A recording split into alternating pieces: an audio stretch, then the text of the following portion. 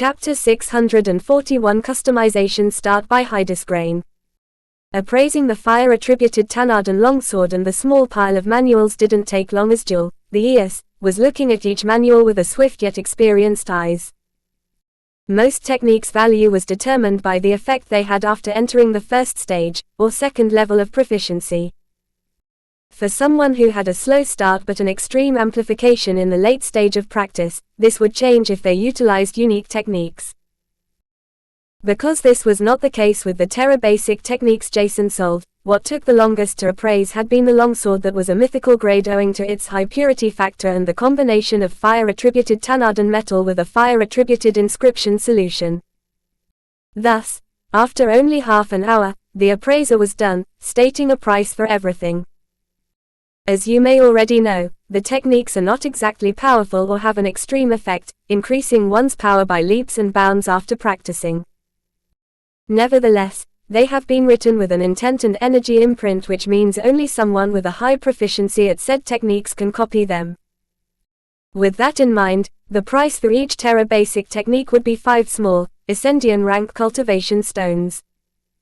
You can freely decide if you want mana, prior, or spirit stones because all of them have an equal demand in Lanro City.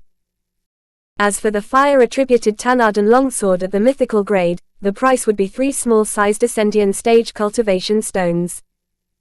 Listening carefully to the proposed price, Jason nodded his head without hesitation, as he was happy about the evaluation.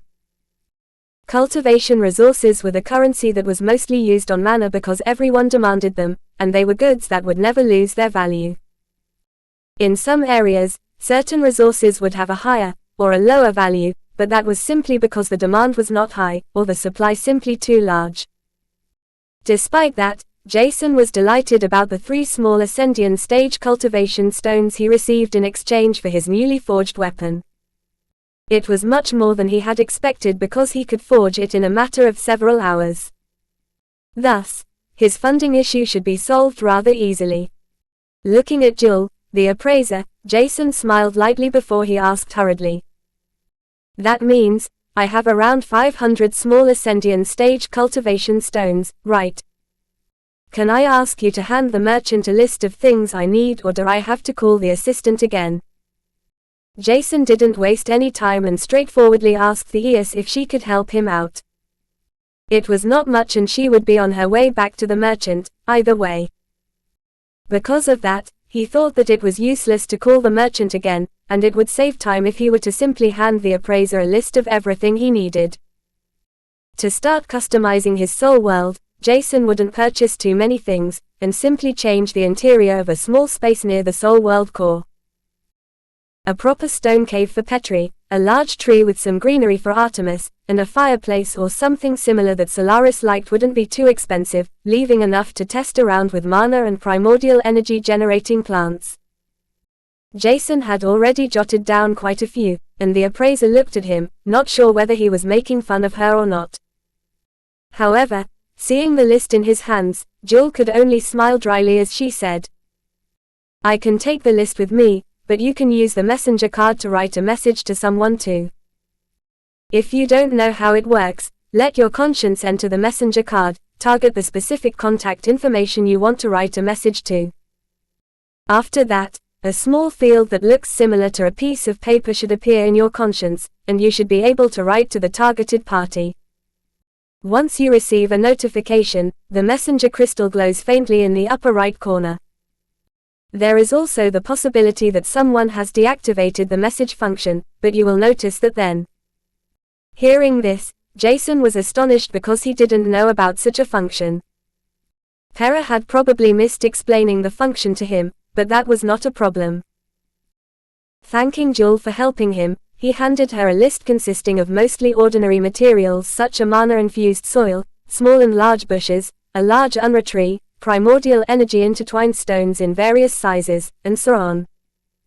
These things were not hard to find and cheap, only for the more expensive items to be written at the end of the list. Maloaran flowers, Hucada bush, and a pine tree. Does he want to create a cultivation environment? Despite her curiosity, The appraiser didn't quiz him for the fear of coming across as rude and nodded her head before she bid farewell to Jason. "I will take my leave now. We should have most materials on the list in our warehouse, but some of them may not be there.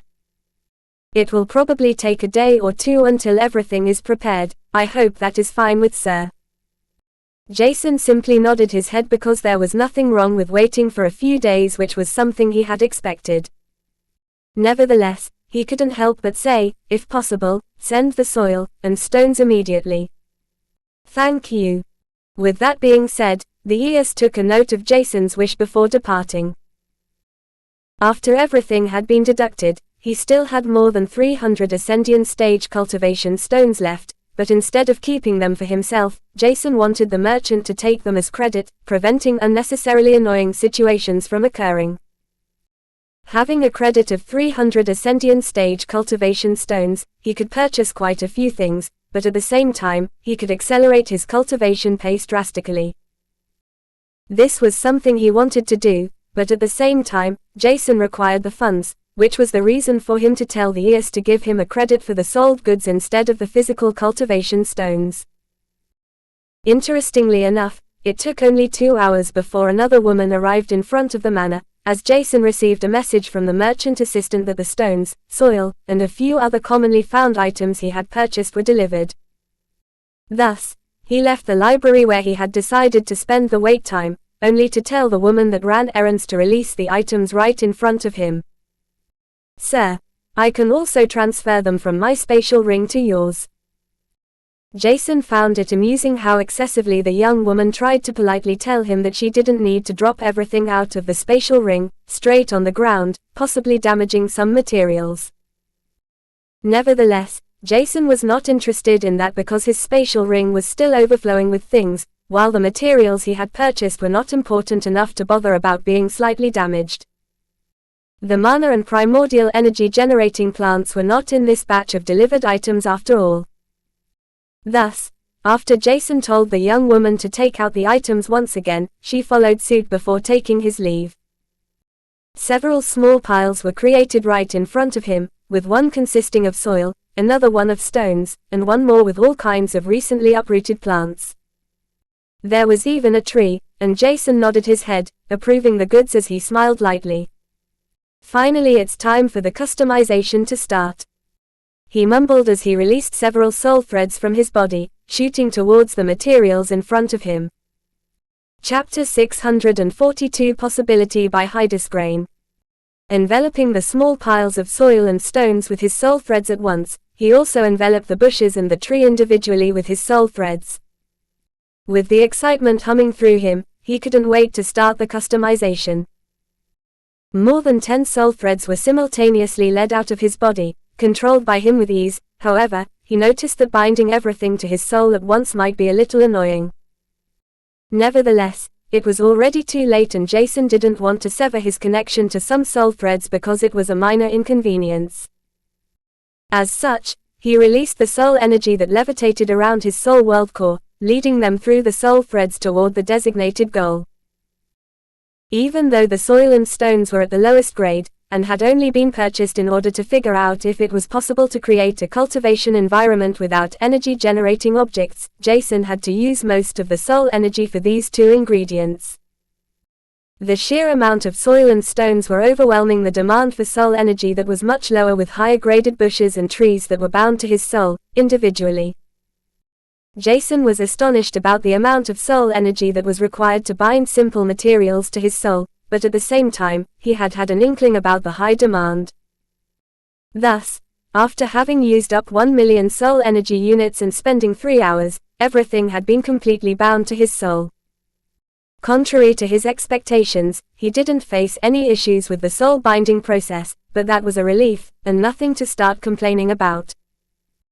With everything having been bound, Jason was able to manifest a pentagram below the small pile of materials, moving everything to his soul world at once, where he began to test out all kinds of things. As he was able to control his soul world to some extent, it was possible for him to evenly distribute the soil to a certain extent, while planting the tree and bushes in it. Landscaping wasn't his forte, so it looked kind of messy, but it was better than nothing. Jason was still trying to improve his control over the soul world, and using soul threads instead of his hands helped him move everything a little bit easier. It was still not perfect, but when Artemis, Solaris, and Petri noticed what was happening, they rushed towards the small environment he was trying to create. Seeing that Jason had already bound everything, they began to help.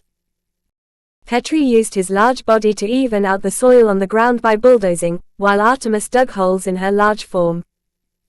After that, Petri coiled his long tail around the bushes in order to lift and then accurately plant them down.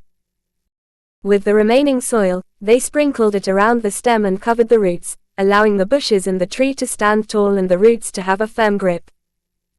Meanwhile, Solaris had changed his form, taking on a large humanoid form with which it moved the stones in an orderly manner, placing them to form a cave as per Petri's instructions. Several hours passed, but by working together as a team, everything seemed to work out. His two soul bonds finally had a new home to rest, and the things Jason purchased for Solaris were sent over later. It shouldn't take long anymore, and rather than going over to the next step of what he wanted to do, Jason began to cultivate while telling his soul bonds to try doing the same inside the soul world. With mana and primordial energy intertwined objects inside his soul world, this seemed to be possible, but the amount of energy they released was minuscule, and not even close enough to cultivate properly. Nevertheless, Jason figured out that it was possible to cultivate, and that the only issue was the scarcity of energy. That was extremely important and a crucial piece of information that caused him to be overjoyed. Now, he was able to customize his soul world, using high-graded materials to allow his soul bonds to cultivate at a rapid pace. With cultivation energy-generating objects and high-grade common materials like soil, stones which were intertwined with a large quantity and high quality of mana and primordial energy, his plan of transforming his soul world into a cultivation ground, hopefully wouldn't face a problem at all.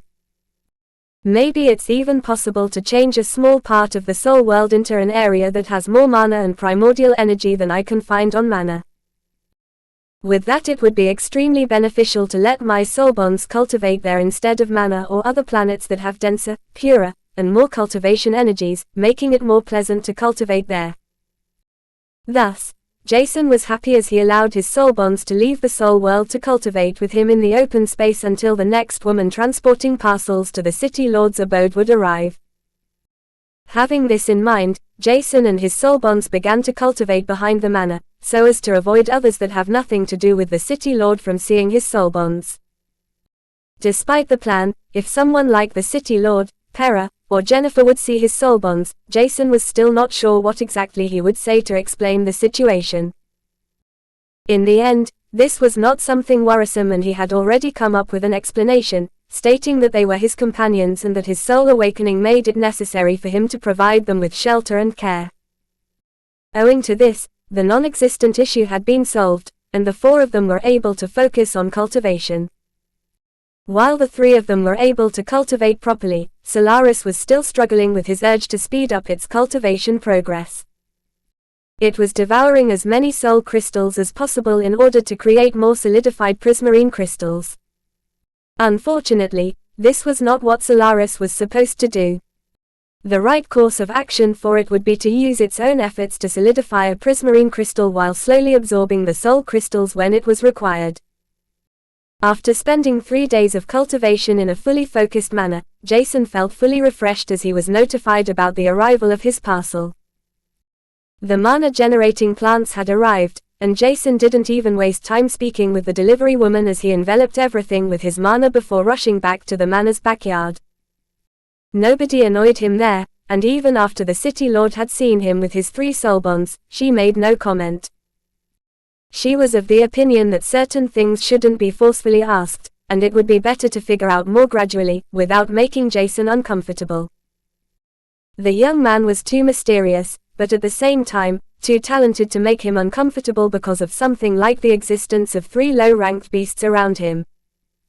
Thus, Luna decided that he should feel safe and comfortable so that he would protect all of them, rather than fleeing at the first sight of danger. Protecting him was unnecessary right now, but everyone could tell that he was talented, despite only being at the late 4th lick stage at the age of 19. This was what their instincts told them, and the gut feeling had yet to fail them. How could they have known that their instincts were not only true but that the question of whether Jason would protect them or flee at the sight of danger would arrive much sooner than anyone could have ever expected? Chapter 643 Portal by Hydesgrain. After binding the mana and primordial energy creating plants, he planted them into his soul world, drastically increasing the amount of generated energy in his soul world.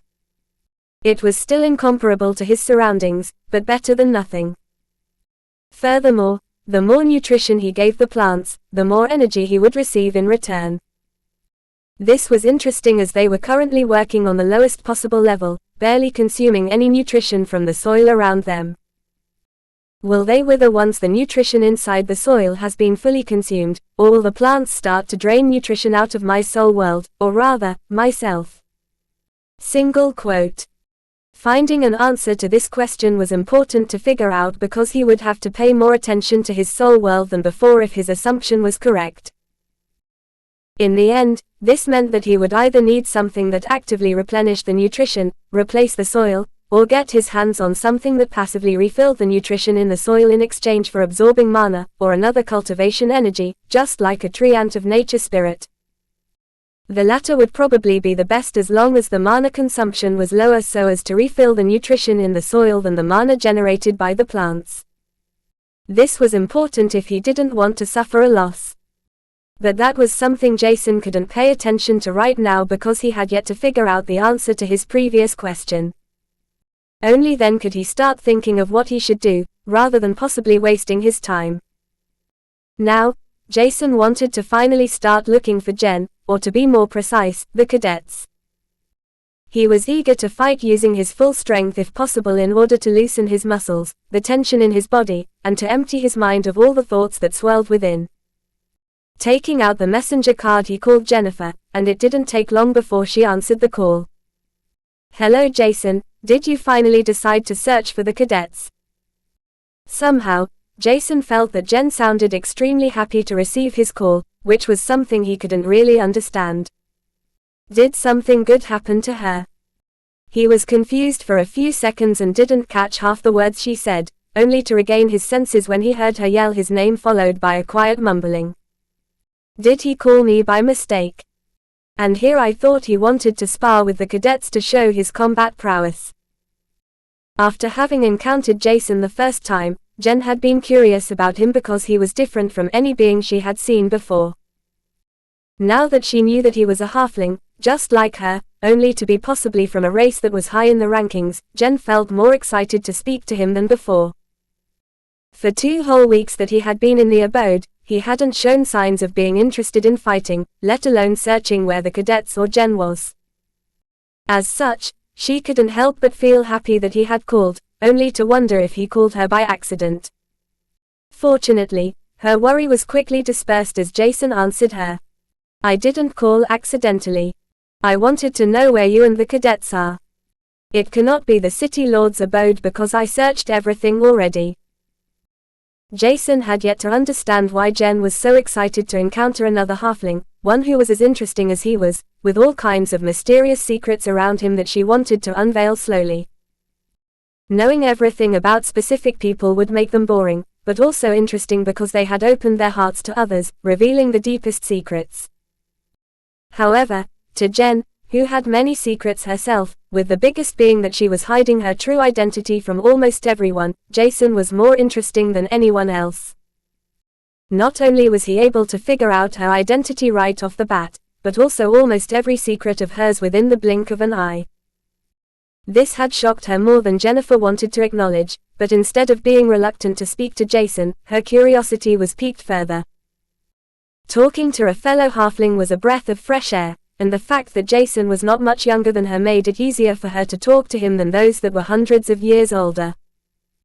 The comfort radiating from Jason was not only owing to his young age, but also his kind expression in addition to the Celestia aura that gave the last push. To top it all, he was one of the first male she was able to speak to at the same level owing to her master's unique attitude towards men. As such, it was only obvious for her to be curious about speaking with Jason as he wasn't shunned by her master like the other male cadets she had rescued so far, Meanwhile, Jason was oblivious to Jen's train of thoughts and her opinion about him, but it would be a lie if he were to say that he was not intrigued by Jen, owing to her uniqueness. She was beautiful in appearance, no doubt, but that was only one of the traits that made her special in his eyes. Despite having a devastating talent in the 3 cultivation veins she had awakened, Jen was down to earth, and quite easy to talk to. It was almost as if she was just a normal girl, which made Jason more comfortable around her, as he didn't have to be overly polite or pay attention to what he said. Nevertheless, he knew that she was similar to him in certain characteristics, as she could turn serious within a moment, changing her entire demeanor and surrounding atmosphere. He awaited her answer on where she and the cadets were, which didn't take long, as she simply told him to enter the manor and go to the basement. In the basement, you will find a large octagram inscribed in multiple layers of countless runes, with a simple-looking gate in the center of it. It's a portal, and you only have to choose your destination, which is the cadets' training camp, and it will connect to the portal inside the Barren Lands, where I am. In the beginning, it might look complex, but it isn't all that hard. Just experiment a little bit with it, but don't even think about touching the runes on the first layer. The first layer conceals the portal, preventing others from figuring out what we are doing. Once the Devas or Eos find out what we have been doing, it will be a little bit difficult to retain the peace we have right now. Jason was confused to hear the last few sentences, but he just nodded his head, saying that he would do as instructed before he ended the call.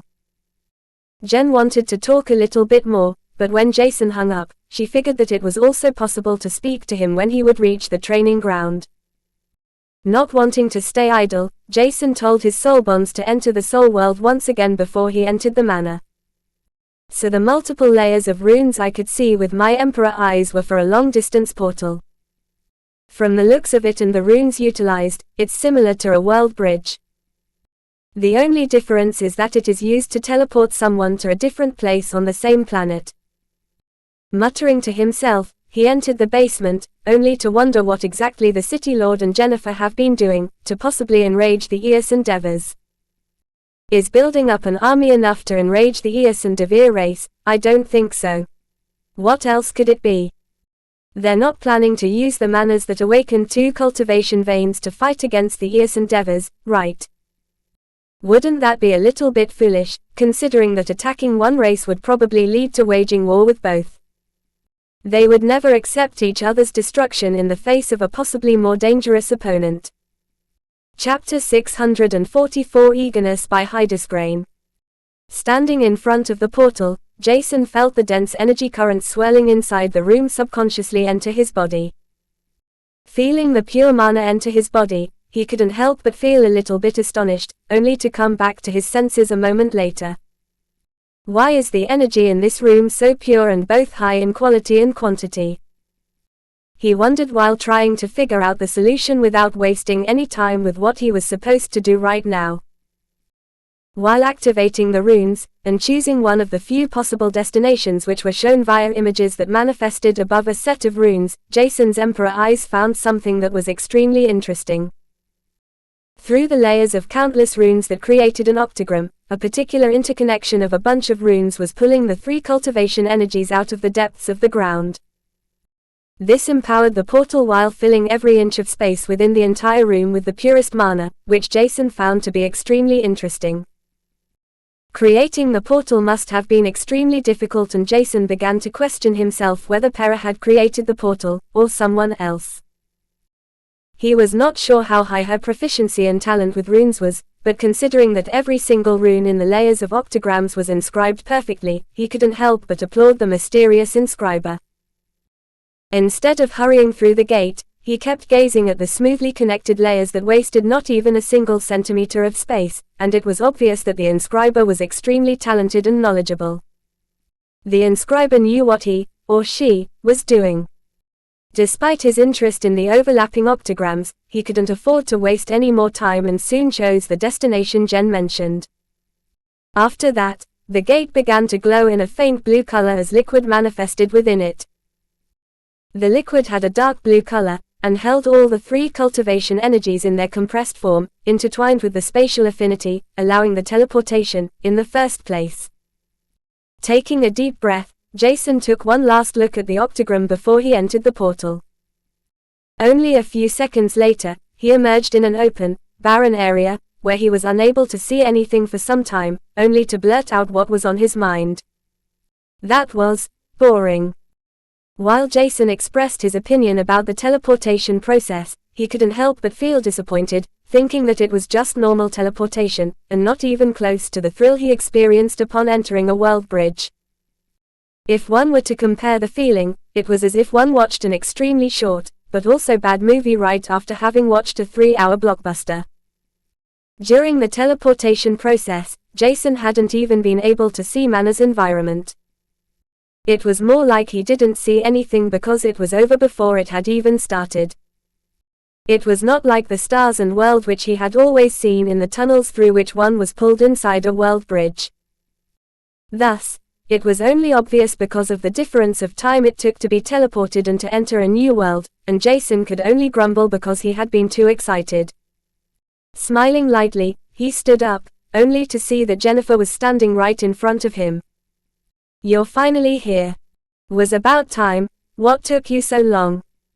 She looked at him without disappointment, anger, or any negative emotions, which would have been suitable to the words she hurled at him that sounded more like an accusation. Instead, it was more like she was impatient, yet smiling, glad that he had really come to the cadets' camp, which made Jason believe that Jennifer was either extremely bored or that she just wanted to strike a normal conversation with him. He hoped it was the latter because the first would mean that the cadets were not talented, or strong enough to make Jennifer excited about training them.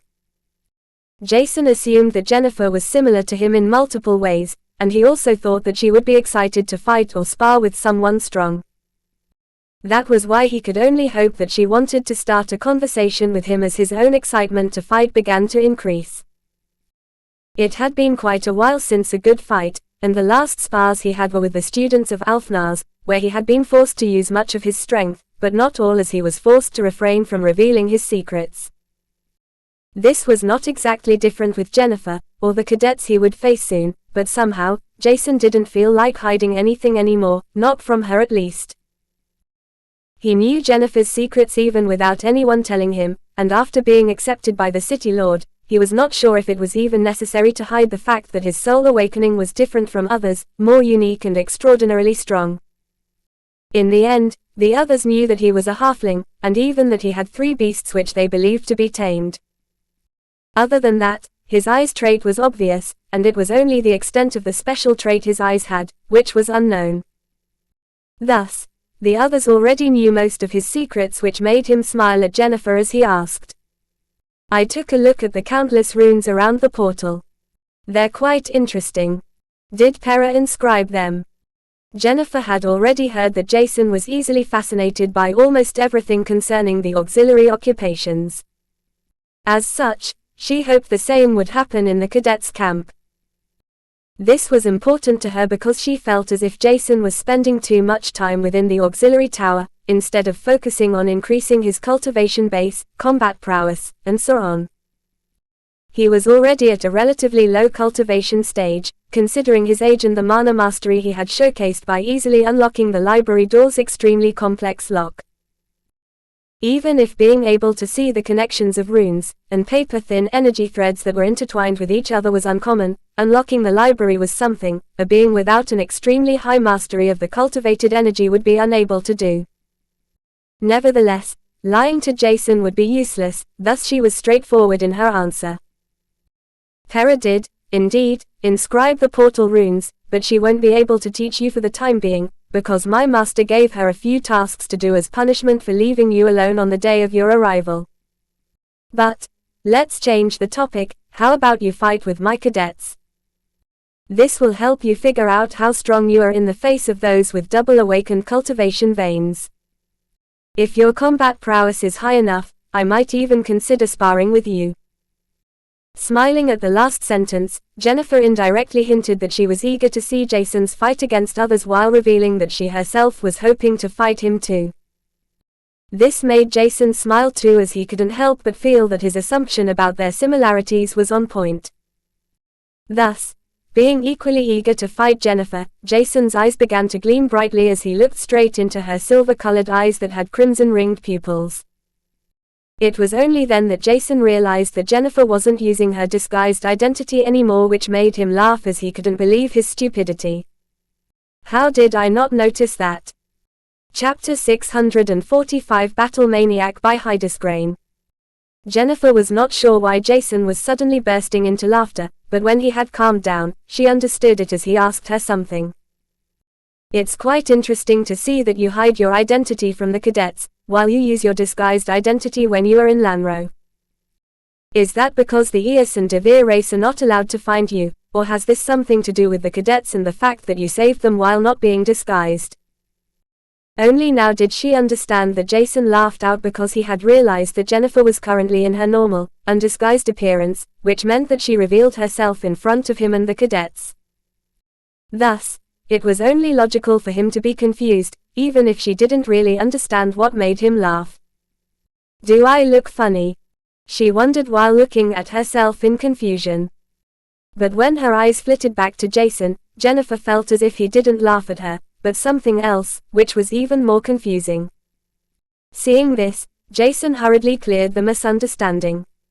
I didn't laugh at your appearance, but more at the fact that I didn't notice the change in your appearance before. Oh, Jennifer now understood what he meant, and looked at him with a faint smile. Weirdo. After a short moment of silence, Jennifer decided to answer Jason's earlier question. I don't disguise myself in front of my cadets because I saved them in my normal appearance and the revelation of 3 cultivation energies, to begin with. It's exactly as you said, but there is also a difference. You could say I use 2 identities, for multiple purposes. For example, my disguised form is to be used when I'm in Lanro, because I can conceal my cultivation energies with a specific device too. This didn't work in your case, so it might have to be upgraded soon. By using my disguised form in Lanro, or to be precise outside the cadet camp, the cadets won't be able to tell that it's me, which is another reason for me to reveal my identity to them, but hide it outside. Another reason for hiding are the Eos and Devere race who want to kill me by all means, but that is something I don't want to tell you right now. When Jennifer said the last sentence, her eyes turned somewhat sad and were filled with all kinds of other, complex emotions which made Jason feel weird, only for her to regain her composure as she said. Either way, you can think of other reasons for revealing myself to the cadets while hiding my appearance and cultivation energies from others for yourself, but the ones I mentioned were the most important. After that, she turned quiet for a moment, only to quickly add. Follow me, we already wasted too much time, I want to see you fight. With that being said, she unfurled her white Eos wings before flying towards a specific direction in which Jason saw a small hill. Artemis entered his mana core and Jason followed after Jennifer as Artemis' wing manifested on his back. Jennifer had already seen his wings, so she was not astonished to see him fly. Rather than being curious about his wings, she was more interested in his frozen flame and other unique things Jennifer hoped to learn more about from him. Thus, she flew straight towards the hill, only to travel through the solid stone wall as if it was made of thin air. Under normal circumstances, this would have shocked Jason, but he had already inserted a lot of mana into his Emperor eyes, allowing him to see the profound illusion runes, concealing the entrance to the hill. As such, without slowing down, Jason entered the cave, passing the illusion rune without any hesitation. Only then did he notice that the entire surrounding had been concealed to such a great extent that his Emperor eyes hadn't even been able to perceive anything.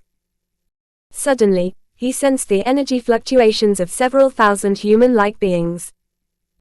This astonished him because he'd never seen a concealment that worked against his Emperor eyes, which told him that the place they had entered was more unique than he initially assumed.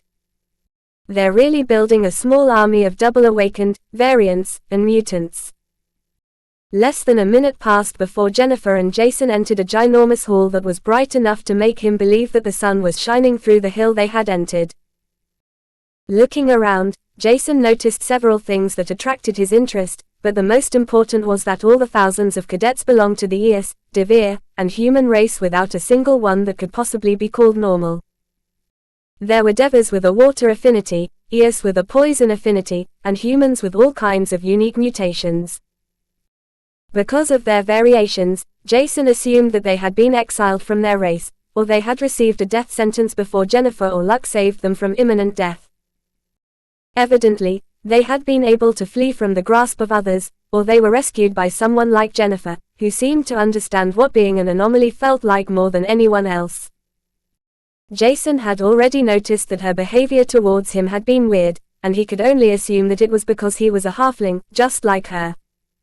In the end, this was not the entire truth, but Jason believed this to be the case. Thus, he didn't even realize that Jennifer was not only interested in him as a halfling, but also because everything about him made her curious. She didn't know the reason for that herself, but somehow she couldn't wait to unravel the mystery named Jason. If she had to state a moment in which her curiosity had sparked, it was probably their first encounter, which was similar to how Jason felt. He was also curious about her but didn't know to what extent this was the case. Because of that, he could only get his act together as he looked at the cadets that were trained for a specific purpose which Jason had yet to figure out. Landing on the ground, their arrival attracted some attention as Jason didn't hide his stigma or Celestia aura. Artemis' wings dispersed, and only a moment later, he took a look around, trying to figure out the average strength of everyone. This was easier said than done because the cadets' strength ranged from the mortal stage up to the initial stage of the Ascendian stage. At the same time, some manas seemed to have only cultivated in one of the two cultivation paths they had awakened, making it difficult for the uncultivated dormant path to catch up to the other one. Jason found this interesting, but when he saw that Jennifer was walking in a specific direction, he quickly followed her. He didn't know what she had planned, but he was interested in figuring out more about the situation with the cadets than fighting them. Despite that, his eagerness to fight was tremendous, which was noticeable in his aura that flickered wildly. The cadets were astonished about his aura that seemed different than the Eos or Devas, which made them believe that Jason had gotten his hands on a different, stronger technique than they had. Even though they were curious, Jason was currently not approachable to the cadets, who knew that a true battle maniac could be found behind the beautiful face of the young woman.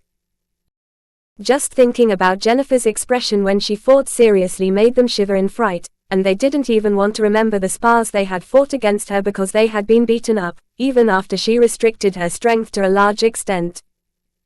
At that moment, Jason asked Jennifer the question that had been lingering on his mind for quite some time, not sure whether he should ask or not. What is the exact reason for you to train this entire group of people? From the looks of it, all of them have something that makes them different, so I guess you either rescued them like the 3 people you saved upon our first encounter, or they were exiled. Just what are you and Luna planning? Hearing this question, Jennifer halted in her tracks, before she turned around to smile at him. However, instead of smiling nicely, her expression seemed a little bit grim, which turned her entire smile into something eerie as she answered. This is one of the training camps for the Tritons, and I obviously train them so as to make them capable enough to protect themselves and fight against those that brought them pain, agony, and fear. Chapter 646 Teasing by Hydesgrain. This is one of the training camps for the Tritons, and I obviously train them so as to make them capable enough to protect themselves and fight against those that brought them pain, agony, and fear. After repeating Jennifer's words in his mind, Jason was not sure what to make of it. Learning to protect themselves was good, but fighting against those who brought them pain, agony, and fear was no different than the path he was about to take for himself. He wanted to take revenge on the Myoldra, Barain and Ephrata races, and initially, his plan was to completely eradicate the 3 races. Fortunately, he had already realized that this was not the right course of action. Instead, it was much better for him to weed out the perpetrators, and not to lash on innocent people. Otherwise, he wouldn't be any better than those he took revenge on, maybe he would become even worse. Despite all the deaths at his hand, he still could not think of himself as a mindless executioner. Thus, he couldn't help but look carefully at Jennifer, whose expression made him worry a little bit. From the looks of it, Jennifer was unable to think rationally when talking about fighting against those that brought pain, agony and fear. As such, Jason assumed that she was personally involved in this. The determination with which she spoke those words could only mean that she had suffered and now sought vengeance. It may not be his business, but looking at Jennifer, Jason could somehow see himself after having lost Scorpio and his masters. At one point, he had been just like her, wanting to annihilate and reduce everything to smoke and ashes. It was only because of his father's intervention that he had been able to return to the right path and look at everything through a rational lens. His situation had been a little bit different because of the infernal Celestia issue he had to face, but that made it only more important for Jason to interfere in Jennifer's personal business. To him, it didn't matter that he was just getting to know her, but realizing that she was a nice young woman who rescued others from the grasp of the old-fashioned Eos and Devas made him believe that she was innately kind, and not as cruel as her expression indicated. Ignoring the eerie atmosphere, he released his Celestia aura, amplified by his stigma that began to shine brightly. Enlarging the aura that seemingly pushed away from the eerie sensation, he said, "Taking revenge is not bad, but don't hurt innocent people." His serious tone showed that he didn't think of her words lightly, and only a moment later, Jennifer nodded her head. "Yes, of course, we're different from them." Hearing this made Jason smile lightly before he asked something he was curious about. "You said this is only one training camp. Does that mean Luna controls multiple training camps? I guess there are more beings at Luna's cultivation stage who create the foundation of the Tritons, otherwise, the Devas and Eos would have already decimated them, right?" Jennifer just nodded her head again, before she changed the topic. "I don't know much about the Tritons either, but Master told me that they're trustworthy. So, I trust them too, and it's good that I can help variants, mutants, and double-awakened manners. But all of that is not important right now. I want to see you fight with all your strength." After that, she wanted to tease him a little, so she added, "Or, are you trying to evade fighting because you are too weak?" Even though he sensed that she was teasing him, Jason decided to join her, acting as if his pride was hurt. Sounding indignant, he replied, "Weak? I'm everything but weak.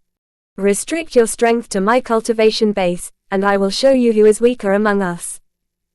Smiling proudly, Jason had to suppress a chuckle, only for Jennifer to eye him. However, instead of rising to the bait, she simply said with a flick of her hair, "If you defeat 2 cadets, I'll allow you to fight me." With this, Jason realized that Jennifer was extremely proud of her strength, which was something that was ought to happen. While she had every right to be proud, it was also something that could become a hindrance for her in the future. Jason had seen too many instances of things going awry with prideful people. She is probably known for defeating those stronger than her because of her 3 cultivated paths, and young age. This was only logical, but at the same time, Jason wanted to show her what defeat tasted like if she were to underestimate him. Despite that, he accepted her condition as he nodded his head, only to smile confidently as he added, "Please choose the cadets I will have to defeat before I'm allowed to fight you." A ghost of a smile appeared on her face on hearing him that vanished as quickly as it had appeared. In a matter of minutes, 1 double-awakened human and a Devir with only 1 awakened cultivation vein and a water affinity seed inside his mana core stood in front of Jason. "Zah and Eren, please fight Jason."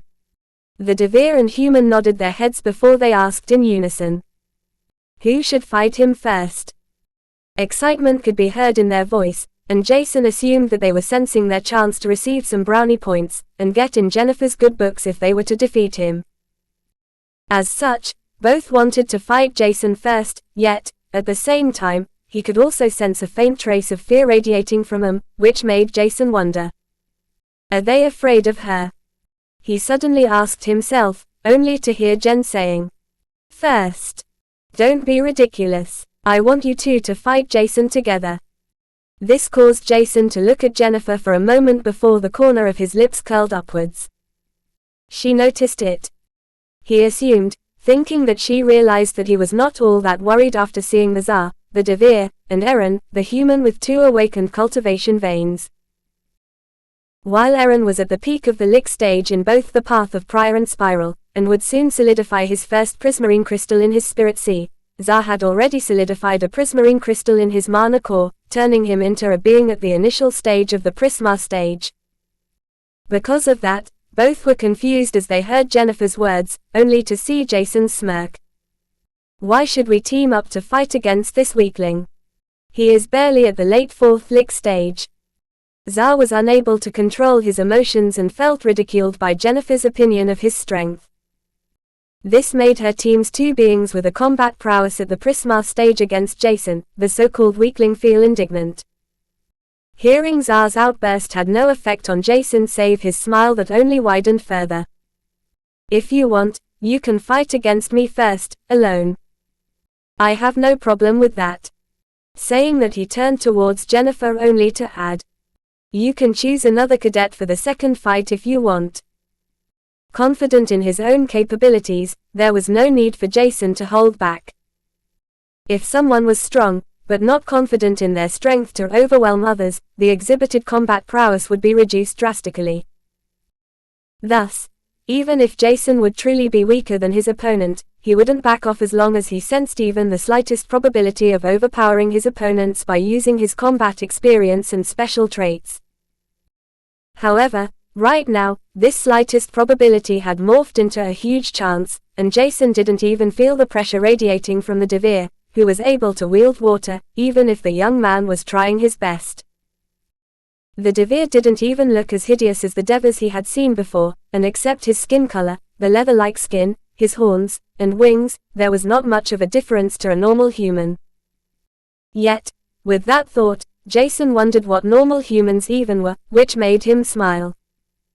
Noticing that smile, Tsar, who felt that it was directed at him, was immediately provoked. Let's spar, right now.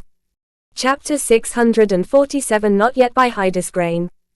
Even though the Devir, Tsar, sounded enraged about being underestimated, his instincts told him that Jason was a little bit dangerous. The young human in front of him didn't even budge, but the aura and stigma he saw and sensed were already enough to make him pay a tad more attention to Jason. Other than that, his mana fluctuations were firmer than they should be at his cultivation base, which indicated that he was stronger than one would think at first glance. Nevertheless, Tsar didn't even think about backing off as he entered one of the combat rings, followed by Jason, who was looking around as if he was in search of something specific. The body refinement and cultivation techniques used by the Tritons don't look bad, at least if I see the results properly. In that case, they should have good martial art techniques too. I wonder if I can learn one of them. Using his Emperor eyes, Jason scanned every single of the cadet's body, trying to figure out what kind of body refinement and cultivation technique they were using, in order to perceive the rough level of progress. With Terra advanced, or peak techniques as strongest techniques, the humans on mana, and both the Eos and Devas were simply at the level of common races. However, Jason didn't think that the Devas and Eos were common races, and the same applied to the manas. All 3 races had an equal chance to undergo a double awakening and met multiple more requirements to be considered a higher race.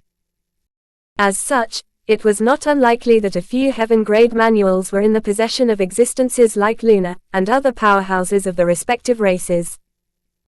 This was interesting, but at the same time, Jason couldn't even be sure whether Luna was a human of the mana race, or if like him, she belonged to another planet.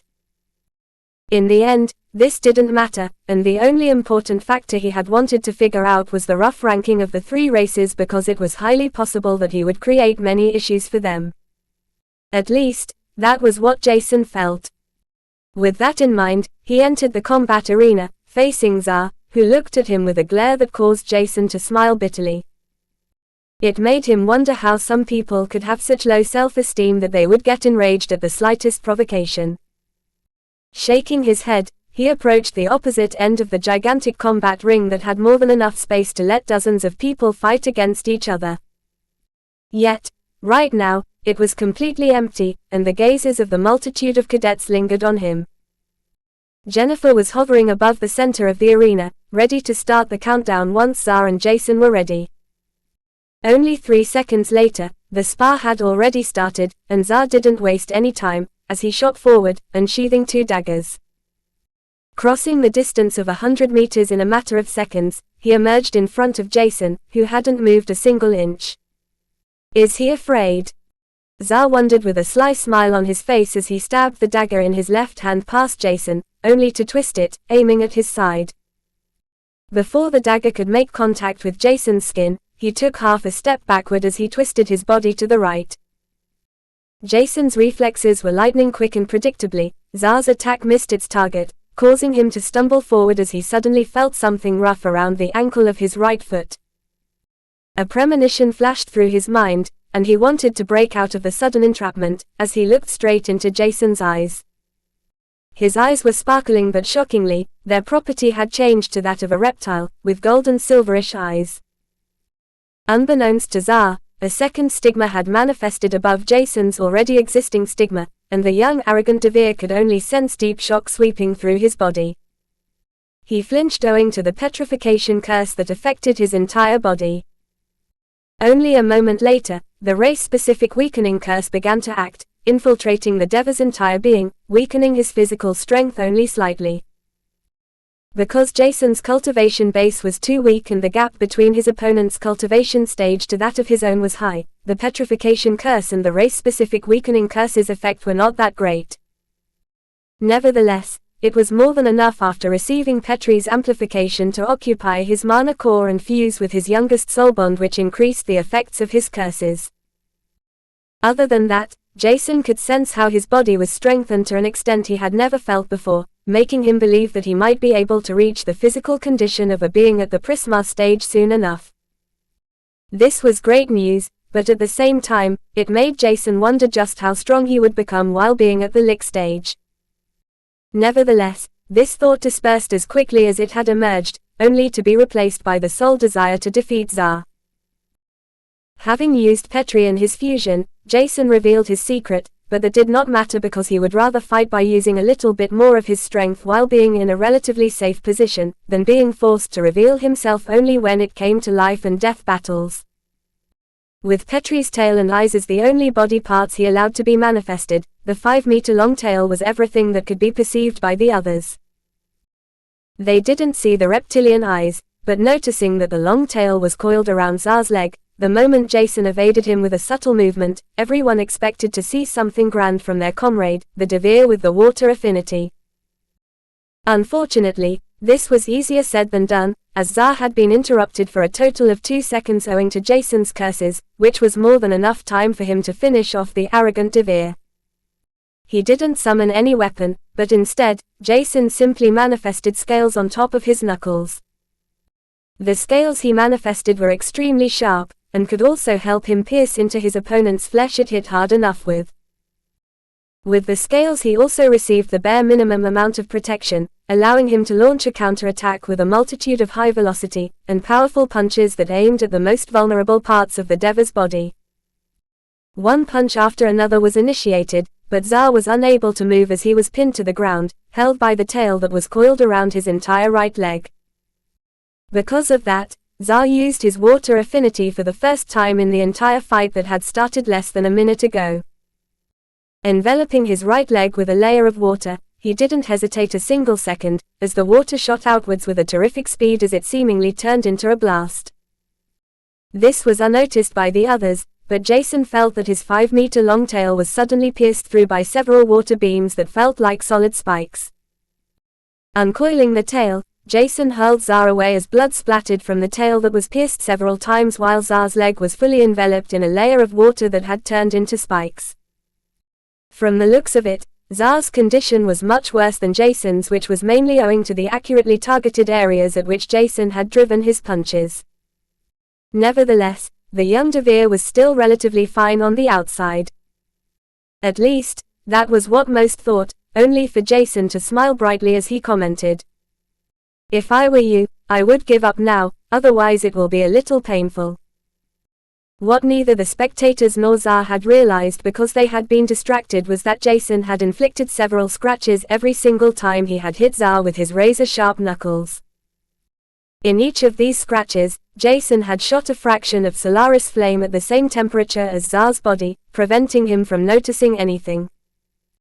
After entering the young Deva's body, the flames simply stayed put, and thus were unnoticed by Xia, who had been too distracted in getting out of the entrapment of his legs. It was exactly because of this that Xia didn't even think about giving up as he shouted out, "I'm not defeated yet." Chapter 648 Acknowledgement by Hydesgrain. Hearing Xia, Jason could only shake his head, while Jennifer, who had watched every single movement of Jason, couldn't help but shake her head at the cadet's answer. Meanwhile, the other spectators were astonished by Jason's combat prowess, while his ability to manifest a tail was simply ignored. There were quite a few beings with unique abilities, and a transformation ability was amongst the most ordinary ones. Furthermore, each of the cadets was special with something or the other being out of the norm in everybody's case, which turned Jason into one of the normal people, only that his combat prowess was higher than everyone expected to be. Nevertheless, Jason's confidence and the fact that he advised Xia to give up was something that made the other cadets angry. It had taken them a long time to achieve their sense of pride after having been shunned by their own kind and thrown to streets with nowhere to go. For some, it took a few years, but for the beings whose will had been destroyed, it had taken several decades. As such, they didn't like Jason's statement, and were fuming. However, Jason gave them both a reality check and a wake-up call, making them realize just a few moments later that Xia should have listened to Jason by all means. "If you're still willing to fight, don't hold a grudge against me for what happens next," Jason simply said as he snapped his fingers, while similarly unleashing the minuscule fractions of Solaris flame that had embedded themselves inside the young Deva's body. On cue, the black flames flared and erupted with no delay, burning through the hide-like skin of the Devir as he cried out in pain. Nurtured by the mana they devoured, the flames increased in size, enveloping Xia's entire body within seconds, throwing the crowd into a frenzy as nobody could believe, let alone understand what was happening right now. Only Jason and Jennifer were silent and unfazed, as if they had expected this outcome. The young woman simply looked at Jason, thinking that he was playing around too much with the origin flame and the weird transformation he could attain. Jennifer was not sure what exactly this transformation was, because the scales looked exactly like those on the snake she had seen in the manor's backyard a few days ago. As such, she was able to come up with her own reasoning, only to realize that Jason might be even more interesting than she had initially assumed. Smiling lightly, her desire to fight Jason increased as she comprehended that Jason was able to fuse with the beasts that had been next to him, and was probably stored somewhere in his body. This was the only thing she was relatively sure of, and it would also explain the sudden increase in Jason's physical strength, as the beast he had fused with probably enhanced it a lot. It was a prior beast after all. While Xia was using his utmost efforts to extinguish the flames that had enveloped and infiltrated his body, the water he conjured dispersed before he could make use of it.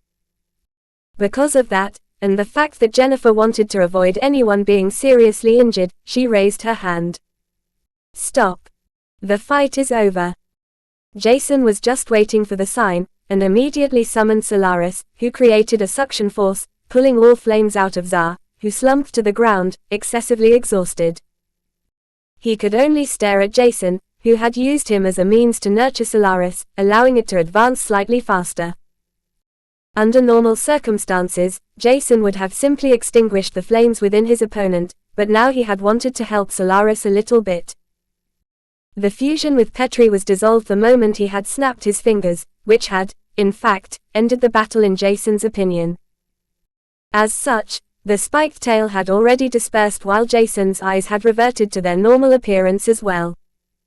Walking towards Xia, he held out his hand only to say, "Good fight, and sorry if it was painful. I didn't know how strong you were, so I released the majority of my flame's strength." Initially, Xia was enraged by Jason's confidence, but now that he had fought him, the Devir knew that it wasn't unfounded. His pride was hurt now that he had been so easily defeated, but he acknowledged Jason for being stronger than he was. Despite that, it hurt to hear the words, "the majority of my flame's strength," because it was almost as if Jason was trying to console him. Nevertheless, with a deep sigh, Xar had to accept his loss, and instead of being discouraged, he acknowledged the chance of having fought a beast. During the fight, he had noticed that Jason was still extremely young, and now Xar assumed that the young golden-eyed man was not even a human from Mana, but somewhere else. Thus, his situation was probably different from the other humans on Mana. Grasping Jason's hand, Xar smiled lightly before he got up and seriously asked, "Be honest, how much of your strength did you hold back?" Even if he felt that this question would only hurt his pride, Xar couldn't help himself. He simply had to ask, and looking at Jason, who was contemplating the answer, it looked like he would have to swallow the last remnants of his pride. If Jason had to be honest, he was not sure about the answer. Right now, he didn't want to utilize the abyssal effect of his Emperor eyes because he was still unsure if the chaos attribute inside his body would suddenly be released. At the same time, Solaris' full power had yet to be unleashed, while the frozen flame that seemed to be his strongest attack and affinity, right now, was something Jason couldn't comprehend yet. There were also all kinds of other things he had to pay attention to because he didn't use the floating sky movement technique during the fight, neither the pressure he had learned to comprehend, nor any mana to circulate through his body. In the end, there were too many factors he hadn't used, but at the same time, some of them didn't gel together either way. As such, Jason could only look at Xar apologetically as he said, "I should probably be strong enough to defeat Eren, and the other cadet Jennifer will choose at the same time." Without knowing the exact combat prowess of Eren, and the unknown partner, Jason decided that he should hold back, and not act too arrogantly.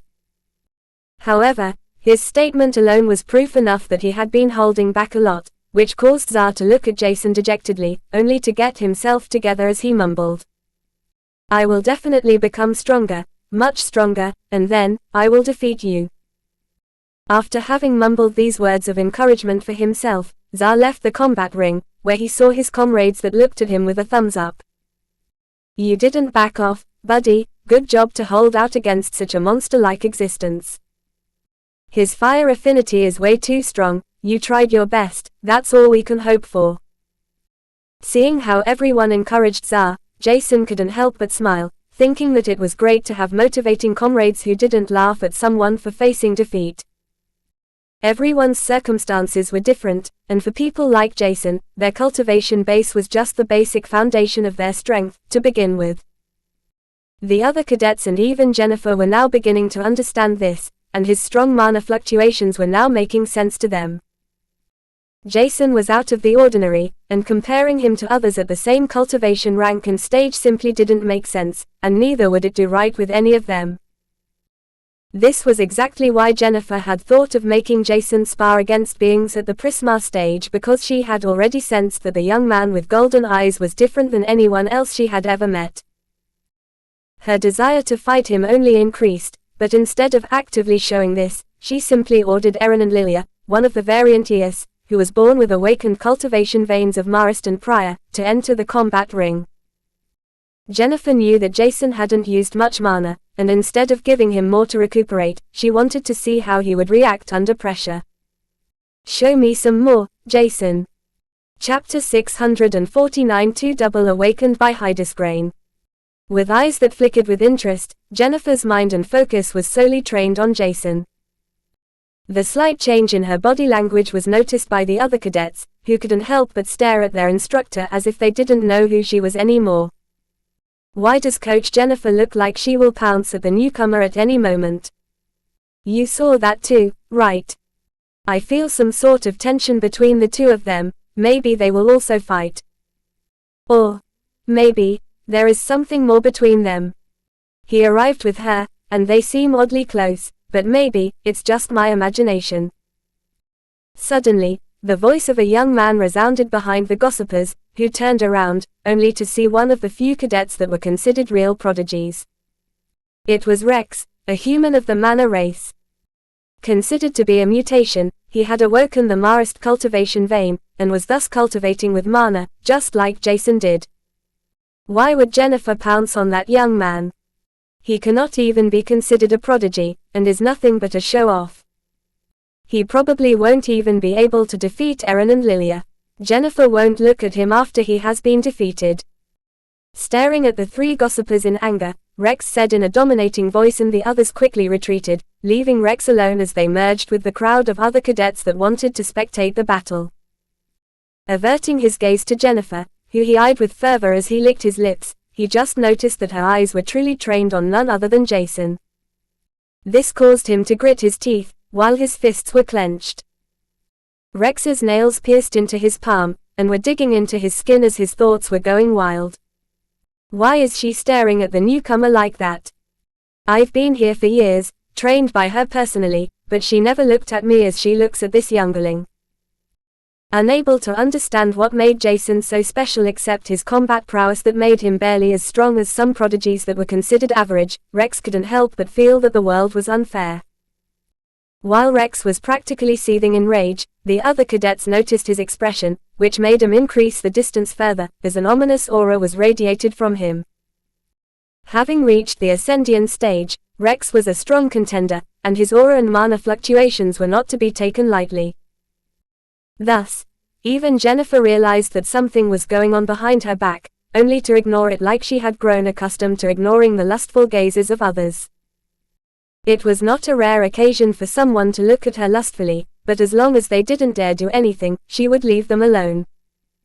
Ignoring those gazes was easier than attacking every single one of her admirers. This was something her master had advised Jennifer to, and only when someone was starting to be too pushy, should she set an example, the crueler, the better. Ignoring what went on behind her, Jennifer continued to stare at Jason, whose golden eyes were glowing brightly. Knowing that he was appraising the strength, affinities, other unique characteristics, and possible combat prowess of his opponents, Jennifer couldn't help but think that Jason's special eyes were extremely useful.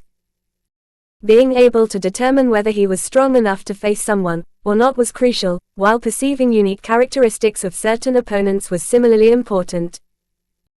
It was exactly because of this that Jason was able to perceive that Lilia, who looked like a perfectly normal Eos, was, in fact, a mutant who had awoken the path of Prior and Marist. Jason could tell that most cadets had either double awakened cultivation paths or that one of the paths were extremely strong. Thus, he couldn't take them lightly as he himself pursued only one cultivation path. In the end, he didn't think that it was normal for so many double awakened individuals to be found in such a small space like the cadets' training camp, but at the same time, Jason assumed the circumstances to be slightly unique. Tritons, just what kind of organization is that really? Are they really as good as the City Lord and Jennifer think, or do they harbor ill intentions about the territory enveloping the Devere, Eos, and human race? Jason didn't trust strangers anymore as he had to get to know them to a certain extent to make up his mind about who they were, what their plan might be, how sincere they were in whatever they did and said, and most importantly, how they treated others. Owing to this, he trusted Jennifer the most out of the people he got to know during the last few months as she was honest, sincere in her approach to rescue those who were likely to be executed by the Devers and Eos, and Jason's gut feeling told him that she was trustworthy. Other than that, the City Lord was nice, even though she seemed to have been hurt, while Pera was a good person, just a little bit naive for her age that was likely to have reached a few hundred years. However, that was exactly what made Pera genuine, which Jason liked. Thus, trusting these three women, for now, was more than enough for him to hope that the Tritons organization pursued a path that resulted in everyone's freedom, and not in being oppressed. This was something he was genuinely hoping for. Nevertheless, right now, he had to avert his attention from the Tritons to the two double-awakened individuals in front of him as both of them were about to break into the Prisma stage with their cultivation rank. Having two vessels within them, they were cultivating in both at the same time, using specific cultivation techniques that required an enormous amount of cultivation energies to be absorbed.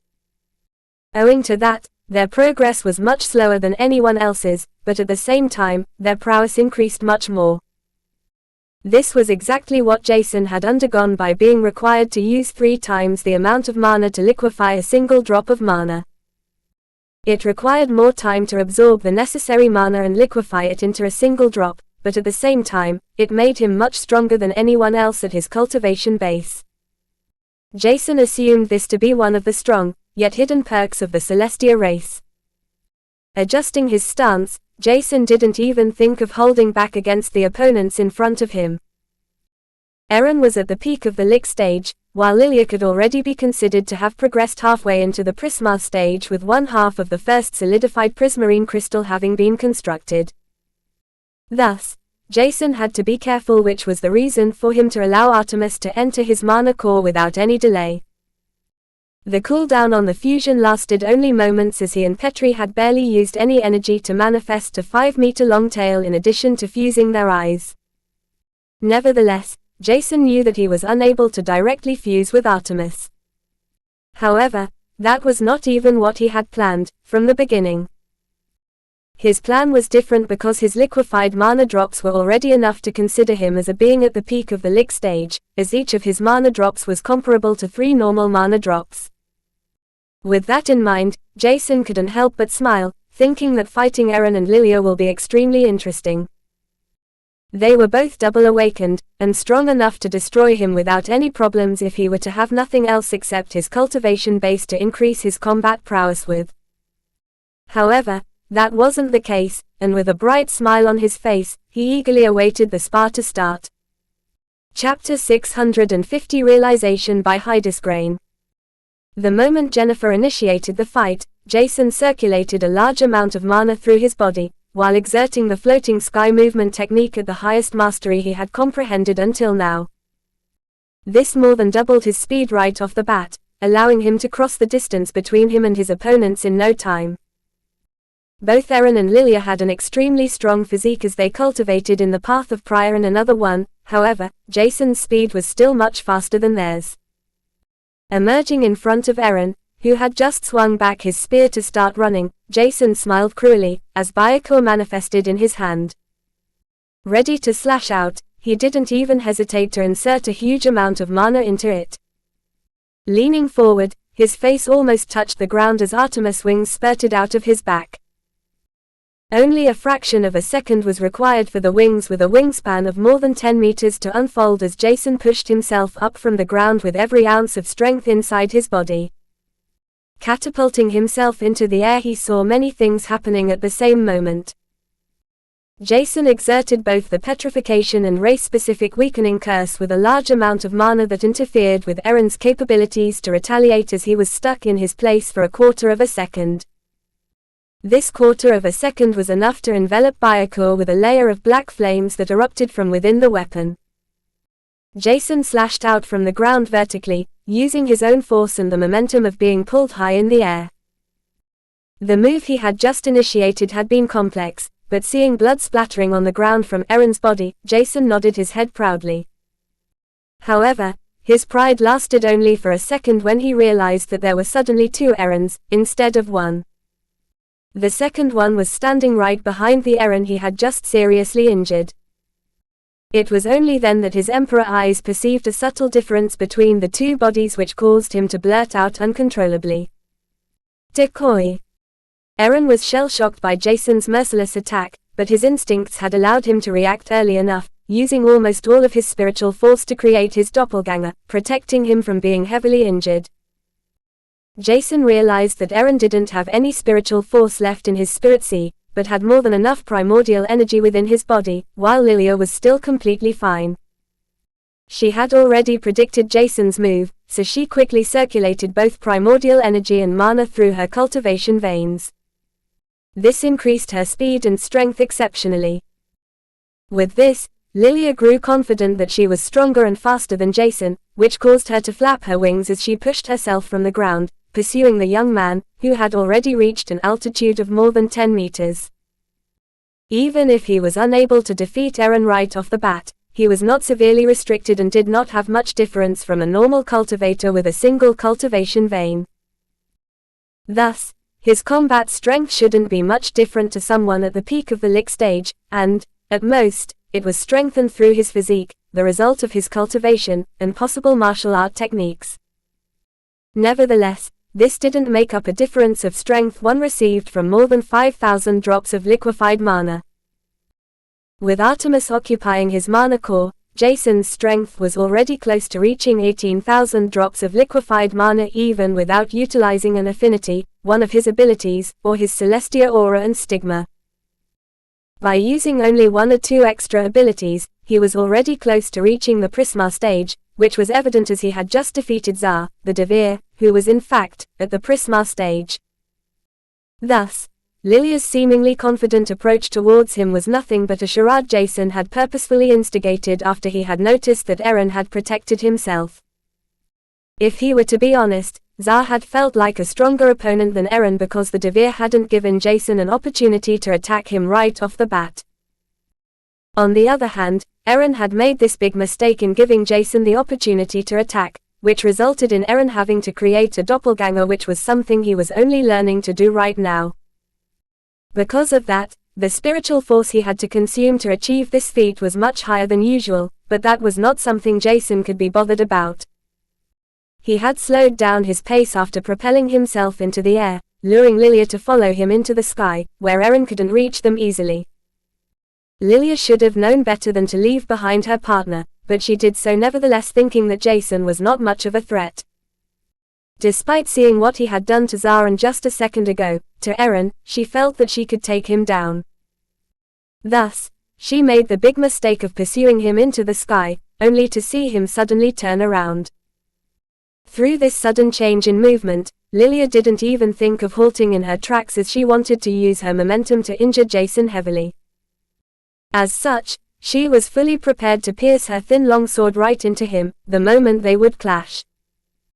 Unfortunately, Lilia was still underestimating Jason, only to realize how wrong she was as he erupted with his stigma and Celestia aura that had been idle for some time. Increasing the pace at which he could circulate mana through his body, the speed at which he could exert the floating sky movement technique increased consequently, while the potency of every particle of mana was enhanced. Thus, with his stigma and Celestia aura activated, Jason once again exerted the petrification and race-specific weakening curse, only with a much higher amount of mana that caused Lilia to stiffen midair, taking away the upper hand she had gained over him. At the same time, Jason had already begun to dive towards Lilia, who could only watch in horror as he slashed at her with the same mercilessness as he had done with Eren. Taken off guard, she could barely lift her thin longsword, only to finally realize that even Jason's raw strength was much higher than what she had assumed. Her eyes widened in shock and she was about to explain something, but the words died on her tongue as she coincidentally stared into Jason's golden silverish eyes that radiated nothing but the pure desire to win against her. This moment allowed Lilia to understand that there were huge differences between Jason and the opponents he was sparring against. While she, Eren, and even Xar weren't fighting with their life on the line, considering him as an insignificant being, Jason was fighting seriously, trying to win by all means. He might have been experimenting a lot, but even that was done genuinely without a single trace of indifference while heading towards his opponents. Somehow, this shocked Lilia more than she could have ever thought, as even Jason's high combat prowess was less impressive in comparison. Just what kind of monster did Instructor Jennifer pick up? Lilia wondered as she tried to retaliate against Jason's force, only to stare in astonishment at how Artemis' wings were attracted as black flames manifested behind him. Fuck. Lilia swore under her breath as she noticed what was about to happen, barely perceiving the sly smile on Jason's face.